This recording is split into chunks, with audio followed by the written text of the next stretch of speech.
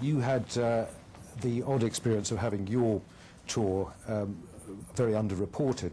The sequence of events was that Christina Lamb from the Sunday Times got caught up in a firefight with your guys. She wrote an extremely graphic, very brilliant, I think, report on the occasion. That seems to have created havoc in number 10, and the word seems to have gone out, as I understand it, no more of this kind of reporting for Afghanistan, because it doesn't get across the story that we want told. And so there's more or less a news blackout for, and I think up until September of last year. Did that, do you think that in any way affected what you were doing? Did people feel that they were undervalued, or what they were doing wasn't being recognised? Well, we asked, and I don't know if anyone saw some of Bill Neely and Eugene Campbell's footage. Well, they came because we asked for them, because we felt that there was so much going on, it needed to be captured. And I can remember going up to Sangin, I can't remember the journalist's name, worked for ITN as well. He came up to me during one operation, and this is with the time where the press felt very frustrated they weren't getting through. There were lots of stories coming out about Sangin, some rather flawed historical analogies with Rorke's Drift, etc. And he came up to me during this operation. I was smoking a fag, talking to my RSM, and he said, do you mind if I talk to you about two things? And I thought, oh shit, here we go. And he said, well, first of all, I'd like to say you're clearly in control of Sangin.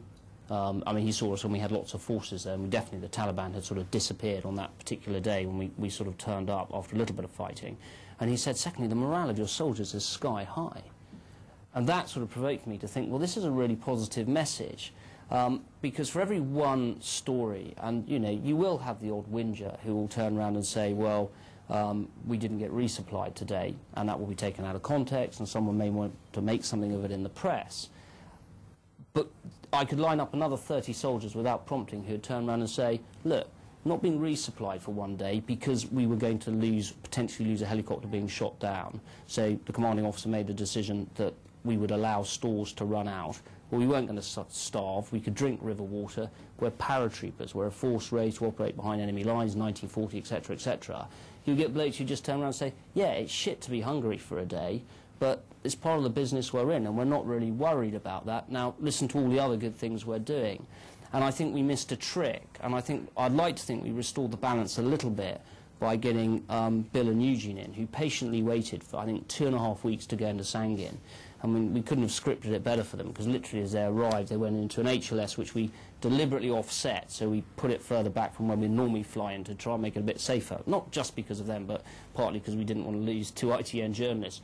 And they got shot up on the landing zone, the DZ, whatever you want to call it, and loved it to a certain extent. But they got some really good copy from it, and people were seeing this stuff and going, this is awesome, this is amazing, look at what our soldiers are doing. Now, yes, I'm sure some people say, well, why are we there, etc. But actually the general feeling was a sense of, actually, we've got a bloody good army, and it's going out and it's doing some quite phenomenal things.